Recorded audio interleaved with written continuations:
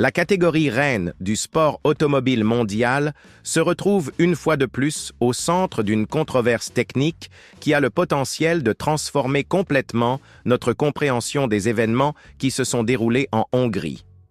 George Russell a lancé une accusation extrêmement cinglante à l'écurie Ferrari et à la voiture de Charles Leclerc, insinuant que la machine italienne opérait dangereusement proche des limites réglementaires.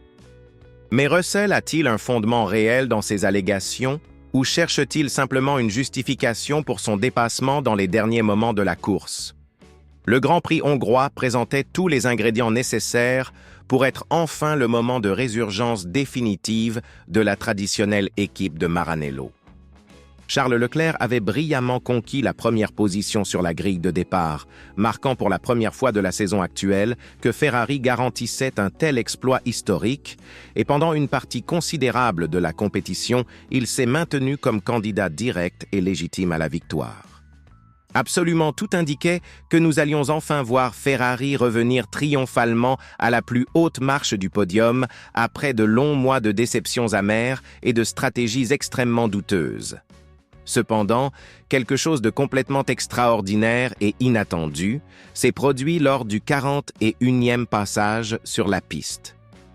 Leclerc est entré dans la zone des stands pour effectuer son deuxième et dernier changement de pneumatique. L'équipe Ferrari a installé les composés durs conformément à la stratégie planifiée et instantanément, la performance du talentueux pilote monégasque s'est détériorée dramatiquement de 2 secondes par tour. 2 secondes complètes de différence. Toute personne minimalement familiarisée avec la catégorie sait parfaitement que cela représente une véritable éternité compétitive dans le monde des courses. Le pilote, démontrant une irritation visible à travers les communications radio, n'a absolument rien économisé dans les critiques adressées à sa propre équipe, exprimant clairement que la situation était extrêmement décourageante et qu'ils avaient complètement sacrifié toute sa capacité compétitive. À ce moment, George Russell, en position postérieure, a réussi à dépasser Leclerc et à le retirer du podium. Cependant, Russell ne s'est pas contenté de la manœuvre. Il a prononcé une déclaration surprenante. Selon le représentant de Mercedes, la Ferrari de Leclerc opérait dangereusement proche de l'illégalité, suggérant que l'équipe italienne employait des artifices techniques discutables. Russell a élaboré davantage ses allégations avec des détails extrêmement spécifiques et techniques. Selon ses propres mots, la seule justification plausible pour la détérioration absolument drastique du rythme compétitif de Ferrari résidait dans le fait qu'ils opéraient avec le châssis extrêmement bas par rapport à l'asphalte de la piste et qu'ils ont dû augmenter significativement la pression des pneumatiques pendant le relais final pour éviter de sérieuses complications réglementaires.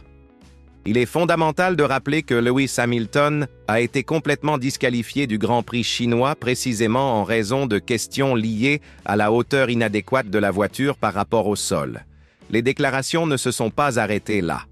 Russell a proposé que Ferrari ait également réduit la puissance du moteur de Leclerc pour compenser l'usure exagérée du plancher, particulièrement dans les lignes droites où cette usure est plus critique.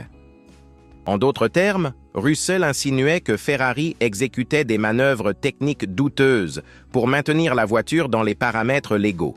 La réaction de Leclerc a été intrigante. Au lieu de réfuter les accusations, il a déclaré qu'il ne se préoccupait pas des commentaires de Russell et que la circonstance était considérablement plus complexe que présentée. Cette réponse évasive a généré des questionnements. Pourquoi Leclerc n'a-t-il pas démenti directement ? Pourquoi a-t-il affirmé une plus grande complexité? Nous identifions des possibilités inquiétantes pour Ferrari. Première, Russell peut avoir raison et Ferrari opérait aux limites de la légalité, en utilisant des configurations agressives insoutenables pendant toute la course. Deuxième, Ferrari affronte des problèmes techniques si sévères qu'il préfère ne pas les expliquer publiquement.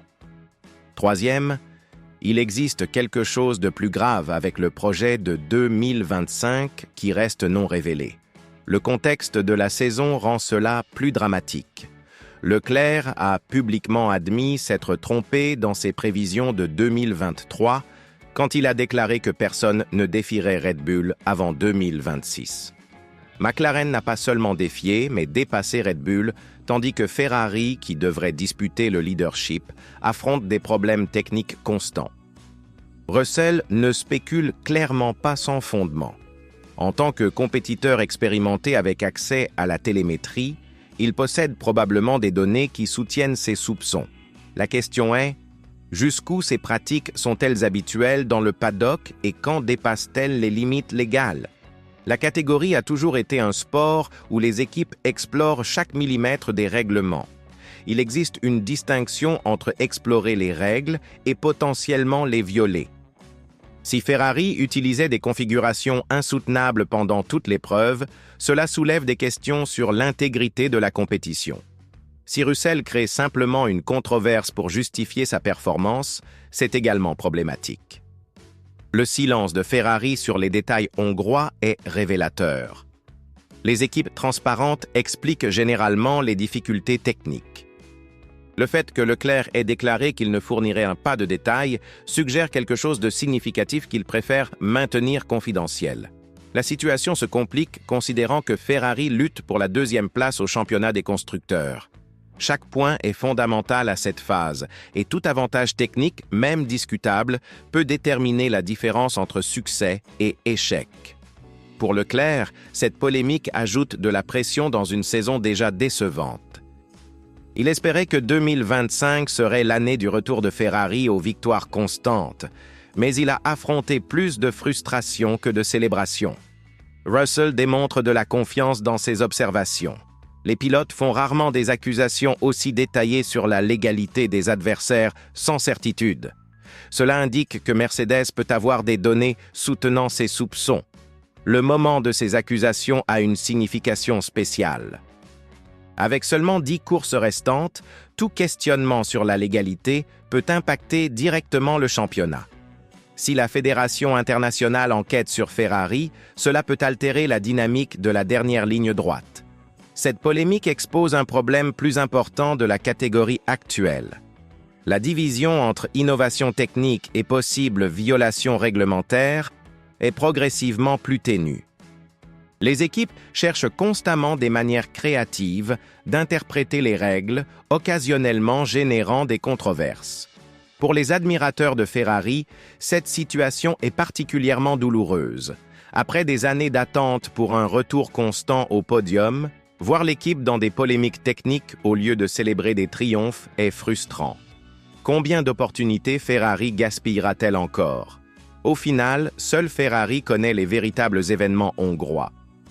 Leclerc peut déclarer une plus grande complexité, mais sans transparence complète, spéculations et accusations continueront. Russell a rempli son rôle en soulevant des questions légitimes. La catégorie de 2025 reste imprévisible et remplie de rebondissements.